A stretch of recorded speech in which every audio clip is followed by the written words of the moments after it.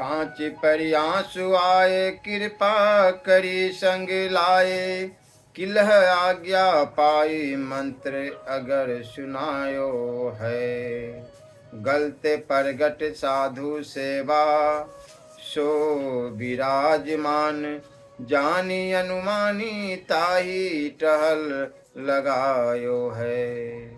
चरण पर छाली संत सिथि सो, अनंत प्रीति जानी। रस रीति ताते हृदय रंग छायो है। भई बड़वारी ताको पावे कौन पारावार। जैसो भक्ति रूप सो अनुप गिरा गायो है।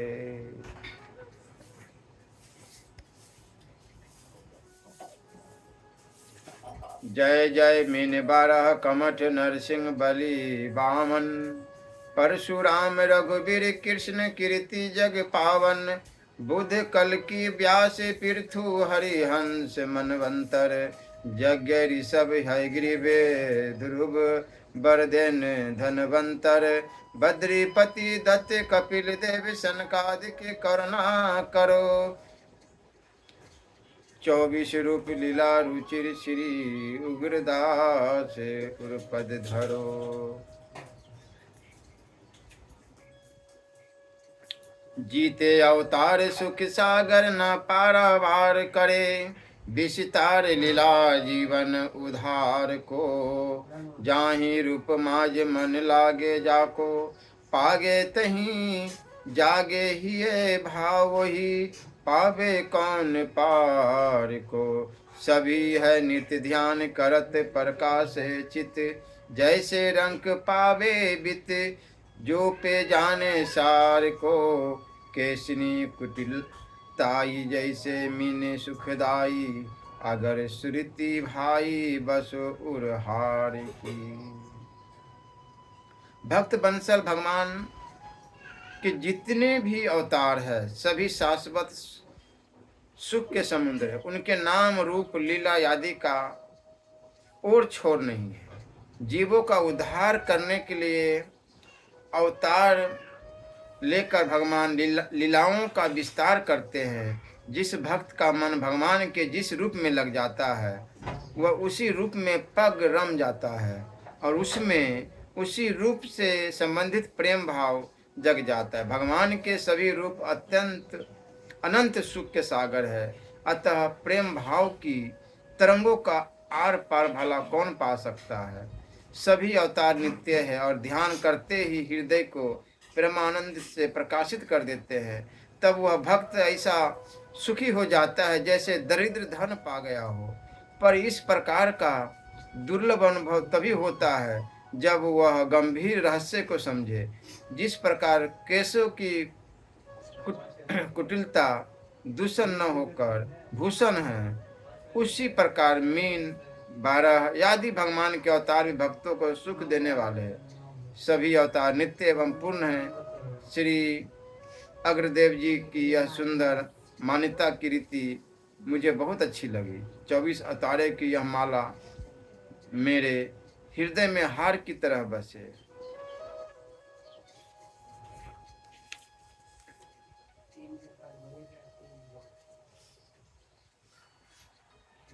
अचिंत्य परमेश्वर की अतक्या लीला से त्रिगुणात्मक प्रकृति द्वारा जब सृष्टि प्रवाह होता है, तो उस समय रजोगुण से प्रेरित वही परब्रह्म परमात्मा सगुण होकर अवतार ग्रहण करते हैं। वस्तुत यह जगत परमात्मा का लीला विलास है, लीला रमन का आत्माभिरमन है। इसलिए भगवान अपनी लीला को चिन्मय बनाने के लिए अपने ही द्वारा निर्मित जगत में अंतर्यामी रूप से स्वयं प्रविष्ट भी हो जाते हैं। वह परम प्रभु अजायमान होते हुए भी बहुत रूपों में लीला करते हैं। अजायमानो बहुधा विजायते। उनकी यह लीला उनके अपने आनंद विलास के लिए होती है, जिसके फल स्वरूप भक्तों की कामनाएं भी पूर्ण हो जाती है। भगवान का अपने नित्य धाम से पृथ्वी पर लीला और अवतरण ही अवतार कहा जाता है।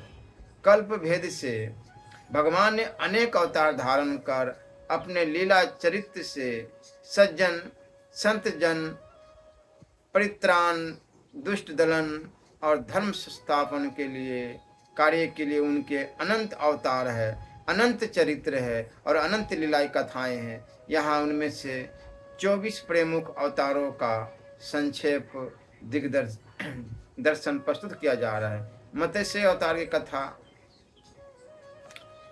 ब्रह्मा जी के सोने का जब समय आ गया और उन्हें नींद आने लगी, उस समय वेद उनके मुख से निकल पड़े और उनके पास ही रहने वाले हयग्रीव नामक दैत्य ने उन्हें चुरा लिया।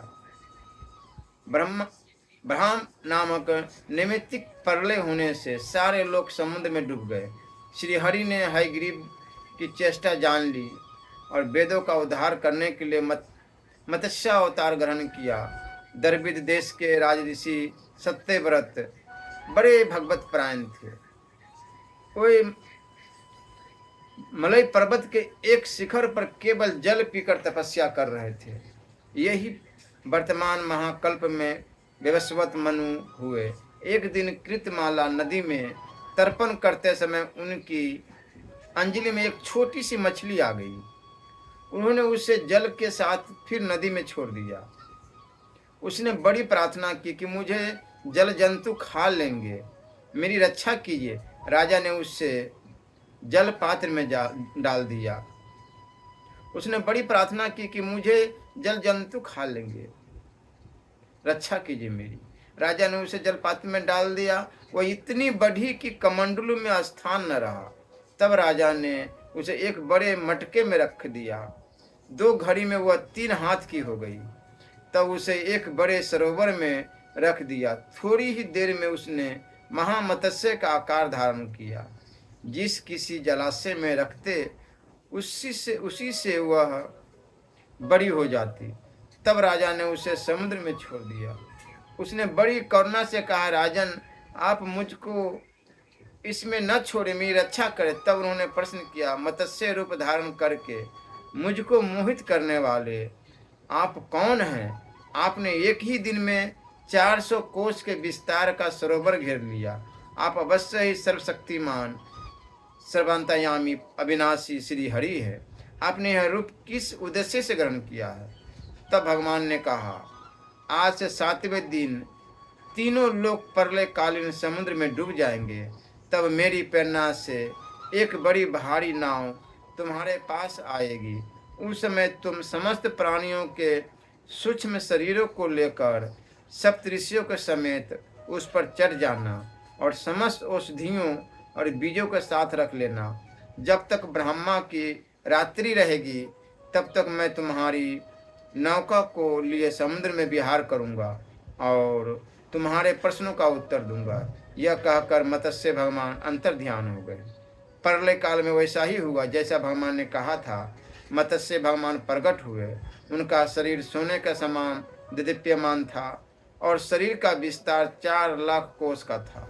शरीर में एक बड़ा भारी सिंह भी था। वह नाव वासुकी नाग से सिंह में बांध दी गई। सत्यव्रत जी ने भगवान की स्तुति की।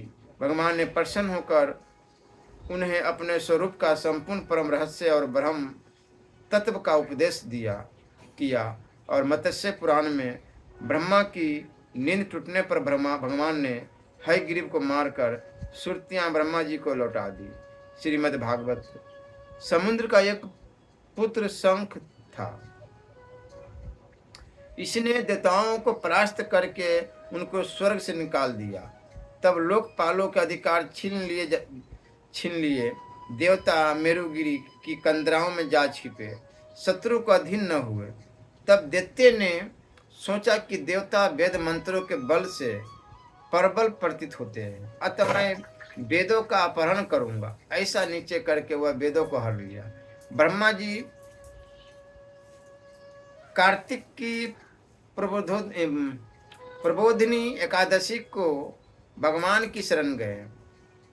भगवान ने आश्वासन दिया और मछली के समान रूप धारण करके आकाश से वह विंध्य पर्वत निवासी कश्यप मुनि की अंजलि में गिरे। मुनि ने करुणावश उसे कमंडलू, कूप, सरसरिता आदि अनेक स्थानों में रखते हुए अंत में उसे समुद्र में डाल दिया। वहां भी वह बढ़कर विशाल काय हो गया।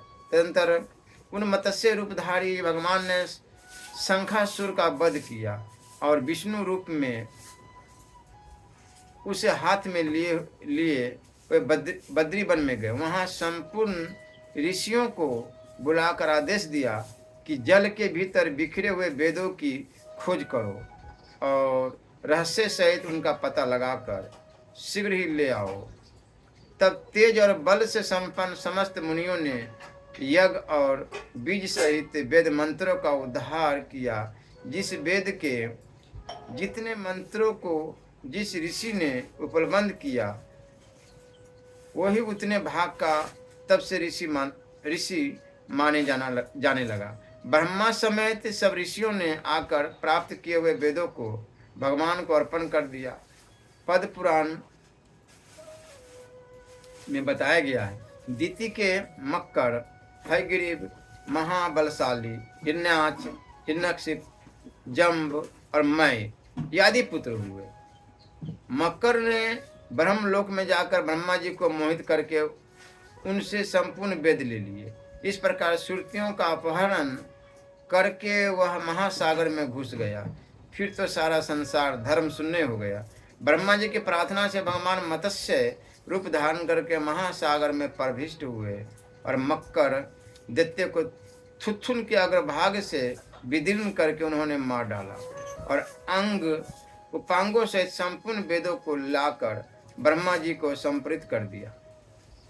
श्री बारह अवतार की कथा है कि ब्रह्मा से सृष्टि कर्म प्रारंभ करने की आज्ञा पाए हुए स्वयंभू मनु ने पृथ्वी को प्रलय के एकावरण में डूबी हुई देखकर उनसे प्रार्थना की कि आप मेरे और मेरी प्रजा के रहने के लिए पृथ्वी के उद्धार का प्रयत्न करें, जिससे मैं आपकी आज्ञा का पालन कर सकूं। ब्रह्मा जी इस विचार में पड़कर कि पृथ्वी तो रसातल में चली गई है, इसे कैसे निकाला जाए, वे सर्वशक्तिमान श्री हरि की शरण गए। उसी समय विचार मग्न ब्रह्मा जी की नाक से अंगुष्ठ परमान एक 12 बाहर निकल पड़ा और क्षण भर में पर्वताकार विशाल रूप गजेंद्र सरीखा होकर गर्जन करने लगा। शुक्र रूप भगवान पहले तो बड़े वेग से आकाश में उछले। उनका शरीर बड़ा कठोर था, त्वचा पर करे करे बाल थे, सफेद दाढ़ें थी, उनके नेत्रों से तेज निकल रहा था, उनकी दाढ़ें भी अति कर्कश थी। फिर अपने वज्रमय पर्वत के समान कठोर कलेवर से उन्होंने जल में प्रवेश किया। बाणों के समान पैने खूरों से जल को चीरते हुए वे जल के पार पहुंचे। रसातल में समस्त जीवों की आश्चर्यभूता पृथ्वी को उन्होंने वहां देखा। पृथ्वी को वे डाढ़ों पर लेकर बाहर आए। जल से बाहर निकलते समय उनके मार्ग में विघ्न डालने के लिए महापराक्रमी हिरण्याक्ष ने जल के भीतर ही उन पर गदा से प्रहार करते हुए आक्रमण कर दिया। भगवान ने उसे लीलापूर्वक ही मार डाला। श्वेत डाढ़ों पर पृथ्वी को धारण किए जल से बाहर निकलते हुए तमाल वृक्ष के समान नीलवर्ण 12 भगवान को देखकर ब्रह्मादि को निश्चय हो गया कि ये भगवान ही हैं, दूसरा कोई नहीं। वे सब हाथ जोड़कर स्तुति करने लगे। कमठ कच्छप अवतार की कथा। जब दुर्वासा जी के साप से इंद्र सहित तीनों लोक श्री रहित हो गए, तब इंद्रादि ब्रह्मा जी की शरण में गए। ब्रह्मा जी सबको लेकर अजित भगवान के धाम को गए और उनकी स्तुति की। भगवान ने उनको यह युक्ति बताई कि दैत्य और दानवों के साथ संधि करके मिलजुल कर सिर सिंधु को मथने का उपाय करो। मंदराचल को मथानी और बासुकी नाग को नेति बनाओ। मंथन करने पर पहले कालकूट निकलेगा, उसका भय न करना, और फिर अनेक रत्न निकलेंगे, उनका लोभ न करना। अंत में अमृत निकलेगा, उसे मैं युक्त से तुम लोगों को पिला दूंगा। देवताओं ने जाकर दैत्यराज बलि महाराज से संधि कर ली। अब देवता और दैत्य मंदराचल को उखाड़ कर ले चले, परंतु थक गए। तब भगवान प्रकट होकर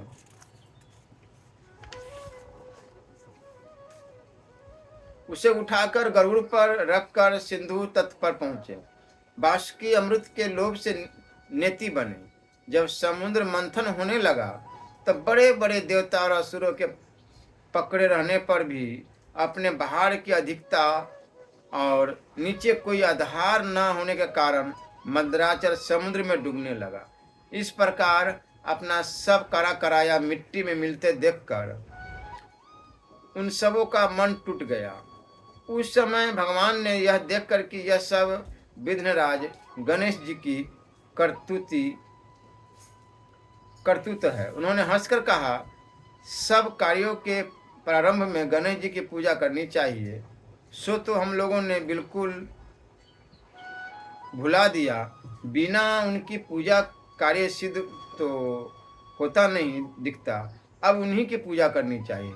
लीलामय भगवान की लीला है, वह स्वयं सर्वसमर्थ है, परंतु कार्य आरंभ में गणेश जी की अग्र पूजा की मर्यादा जो बांध रखी है, उसका पालन करने के लिए जब देवताओं और दैत्यों को यह परामर्श दिया तो सभी लोग उधर श्री गणेश जी की पूजा में लगे। इधर भगवान ने तुरंत अत्यंत विशाल एवं विचित्र कच्छप का रूप धारण कर समुद्र में प्रवेश करके अपने 1,00,000 योजन वाली पीठ पर मंदराचल को ऊपर उठा लिया। तब देवता और दैत्य फिर बड़े वेग से समुद्र को मथने लगे। भगवान कच्छप रूप से मंदराचल को धारण किए हुए थे, विष्णु रूप से देवताओं के साथ साथ रह रहे थे। एक तीसरा रूप भी धारण करके मंदराचल को अपने हाथों से दबाए हुए थे कि कहीं उछल न जाए। मत्ते मत्ते बहुत देर हो गई, परंतु अमृत न निकला। अब भगवान ने सहस्त्रबाहु होकर स्वयं ही दोनों ओर से मथना आरंभ किया। उस समय भगवान की बड़ी विलक्षण शोभा थी। ब्रह्मा शिव सनकादि जय जयकार करते हुए आकाश मंडल से पुष्पों की वर्षा कर रहे थे। उन लोगों की ध्वनि मिलाकर समुद्र भी भगवान का जय जयकार कर रहा था। समुद्र से सर्वप्रथम हलाहल कालकुट विष प्रकट हुआ, उससे त्रिलोक्य जलने लगा, तो उससे देवादिदेव महादेव ने ग्रहण किया। फिर और भी रत्न निकले, उनमें से कामधेनु को ऋषियों ने स्वीकार किया। उच्च सर्वा नामक अति सुंदर बलिष्ठ अश्व को दैत्यों ने लिया। बाद में ऐरावत नामक महान हाथी निकला, वह देवताओं के राजा इंद्र को मिला। कौस्तुभ मणि के प्रति सभी लालियत थे, उसे भगवान ने अपने कंठ में धारण कर लिया। कल्प वृक्ष बिना किसी की अपेक्षा के स्वर्ग में चला गया। अप्सराएं भी स्वेच्छा से स्वर्ग की ओर ही प्रस्थान कर गई। भगवती लक्ष्मी ने अपनी ओर से उदासीन रहने पर भी सर्वगुण संपन्न भगवान विष्णु को वरण किया। वारुणी देवी को दैत्यों ने बड़े चाव से लिया। धनुष तो किसी से उठा ही नहीं, तब भगवान विष्णु ने उसे धारण किया। चंद्रमा को अनंत आकाश विचरने के लिए दिया गया। दिव्य शंख को भगवान ने स्वीकार किया। अंत में अमृत कलश हाथ में लिए हुए प्रकट हुए धर्मंत्री जी महाराज। दैत्यों ने उनसे अमृत कलश छीन लिया। देवता उदास हो गए। तब भगवान ने मोहिनी स्वरूप धारण कर दैत्यों को व्यामोहित कर अमृत कलश उनसे लेकर अमृत देवताओं को पिला दिया। देवताओं की पंक्ति में सूर्य और चंद्रमा के बीच में एक राहु नामक दैत्य भेष बदल कर आ बैठा था। उसे अमृत पिला ही जा रहा था कि चंद्रमा और सूर्य ने बतला दिया और तुरंत ही भगवान के चक्र ने उसका सिर धड़ से अलग कर दिया, परंतु कुछ अमृत उसे मिल चुका था, अतः सिर कटने पर भी मरा नहीं, इसलिए उसे ग्रहों में स्थान दिया गया। राहु अब भी सूर्य चंद्रमा से बदला लेने के लिए उनके पर्व अमावस्या और पूर्णिमा पर आक्रमण करता है, जिसे ग्रहण कहते हैं। देवताओं ने अमृत पी ही लिया था। भगवान का अर्श ही था, अतः सब अब की बार संग्राम में विजय देवताओं की हुई। अब नरसिंह अवतार की कथा। जब भगवान ने हिरण्याक्ष का वध कर डाला था, तब उसकी माता अदिति, उसकी पत्नी भानुमति, उसका भाई हिरण्यकश्यप और समस्त परिवार बड़ा दुखी था। दैत्येंद्र हिरण्यकश्यप ने सबको समझा बुझाकर शांत किया, परंतु स्वयं शांत नहीं हुआ। हृदय में प्रतिशोध की ज्वाला धधकने लगी। फिर तो उसने निश्चय किया कि तपस्या करके ऐसी शक्ति प्राप्त की जाए कि त्रिलोकी का राज्य निष्कंटक हो जाए और हम अमर हो जाए।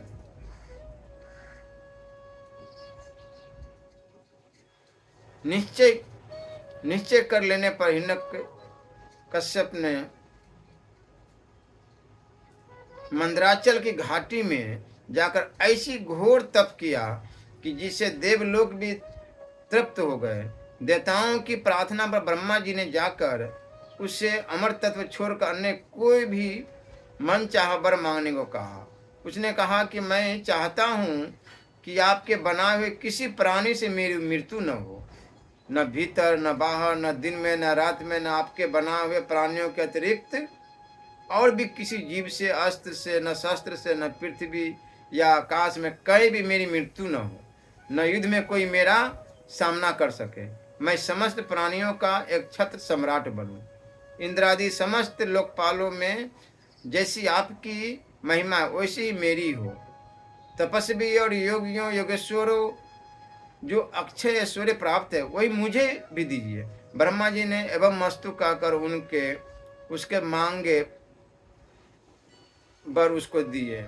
वो अपनी चतुराई पर बड़ा ही प्रसन्न हुआ कि मैंने ब्रह्मा को भी ठग लिया। उनके न चाहने पर भी मैंने युक्ति से अमर तत्व का वरदान ले ही लिया। यह जीव का स्वभाव है, वो अपनी चतुराई से चतुरानन की कौन कहे, भगवान को भी धोखा देने का प्रयत्न करता है। वैसे ही हिरण्यकश्यप ने भी अपनी समझ से मृत्यु का दरवाजा बंद ही कर लिया था, किंतु भगवान ने जब चाहा तो खोल ही दिया। वर प्राप्त कर उसने संपूर्ण दिशाओं, तीनों लोकों तथा देवता, असुर, नर, गंधर्व, गरुड़, सर्प, सिद्ध, चारण, विद्याधर, ऋषि, पृथुगणों के अधिपति, मनु, यक्ष, राक्षस, पिशाचपति, भूत और प्रेतों के नायक तथा संपूर्ण जीवों के स्वामियों को जीतकर अपने वशीभूत कर लिया। इस प्रकार उस विश्वजीत असुर ने अपने पराक्रम से संपूर्ण लोकपालों के स्थान छीन लिए, स्वयं इंद्र भवन में रहने लगा। उसने दैत्यों को आज्ञा दे दी कि आजकल ब्राह्मणों और क्षत्रियों की बहुत बढ़ती हो गई है। जो लोग तपस्या, व्रत, यज्ञ, स्वाध्याय और दानादि शुभ कर्म कर रहे हैं उन सबको मार डालो, क्योंकि विष्णु की जड़ है। द्विजातियों का कर्म धर्म और वही धर्म का परम आश्रय है। दैत्यों ने जाकर वैसा ही किया, परंतु जहाँ त्रिलोक्य में इस प्रकार धर्म का नाश किया जा रहा था, वहाँ हिरण्यकश्यप के पुत्रों में प्रहलाद जी जन्म से ही भगवत भक्त थे। 5 वर्ष की अवस्था में वे अपने पिता को भगवत भक्ति का पाठ सुना रहे थे। पुत्र को अपने शत्रु विष्णु का भक्त जानकर उसने यह निश्चय कर लिया कि यह अपना शत्रु है जो पुत्र रूप से प्रकट हुआ है, अतः उसे मार डालने की आज्ञा दी। पर दैत्यों की सब प्रयोग व्यर्थ हुए। तब हिरण्यकश्यप को बड़ी चिंता हुई।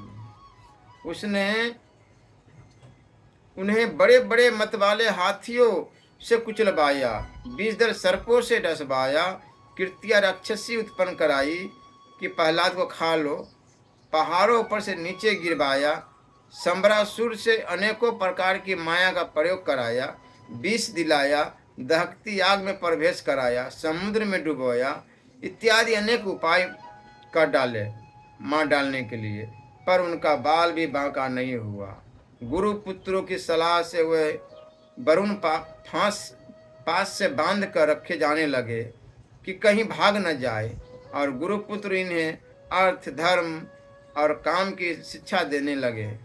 छुट्टी के समय प्रहलाद जी ने समवयस्क असुर बालकों को भगवत भक्ति का स्वरूप बताया, जिसे सुनकर सब सहपाठी असुर बालक भगवत निष्ठ हो गए। यह देखकर पुरोहित ने जाकर सब हाल हिरण्यकश्यप से कहा सुनते ही उसका सिर क्रोध के मारे थर थर कांपने लगा और उसने प्रहलाद जी को अपने हाथ से मार डालने का निश्चय किया। उन्हें बुलाकर बहुत डांटा, झिड़का और पूछा कि तू किसके बल पर मेरी आज्ञा के विरुद्ध काम किया करता है। प्रहलाद जी ने उसे सर्वात्मा सर्वशक्तिमान भगवान के स्वरूप का उपदेश दिया। वह क्रोध से भरकर बोला, देखो वह तेरा जगदीश्वर कहाँ है? अच्छा, क्या कहा? वह सर्वत्र है, तो यह खंभे में क्यों नहीं दिखता? अच्छा, तुझे इस खंभे में भी दिखता है। मैं अभी तेरा सिर अलग करता हूँ, देखता हूँ तेरा वह हरि तेरी रक्षा कैसे करता है। वह मेरे सामने आए तो सही, इत्यादि कहते कहते जब वह क्रोध को संभाल न सका, तब सिंहासन पर से खड्ग लिए कूद पड़ा और प्रहलाद जी के यह कहते ही कि हाँ, वह खंभे में भी है, उसने बड़े जोर से खंभे को एक घूसा मारा। उसी समय खंभे से बड़ा भारी शब्द हुआ। घूसा मार कर वह प्रहलाद जी को मारने के लिए झपटा था, परंतु उस अपूर्व घोर शब्द को सुनकर वह घबरा कर देखने लगा कि शब्द करने वाला कौन। इतने में उसने खंभे से निकले हुए एक अद्भुत प्राणी को देखा। वो सोचने लगा, ओह, यह न तो मनुष्य है न सिंह है, फिर यह नरसिंह रूप में कौन अलौकिक जीव है। वो इस उधेड़ गुण में लगा ही हुआ था कि उसके बिल्कुल सामने नरसिंह भगवान खड़े हो गए। भगवान उससे बड़ी देर तक खिलवाड़ करते रहे। अंत में संध्या समय उन्होंने बड़े उच्च स्वर से प्रचंड भयंकर अट्टहास किया, जिससे उसकी आंखें बंद हो गई। उसी समय झपट कर भगवान ने उसे पकड़कर राजसभा द्वार की ड्योढ़ी पर ले आए, जाकर अपनी जंघाओं पर गिराकर अपने नखों से उसके पेट को चीरकर उसे मार डाला। बोलो नरसिंह भगवान की जय।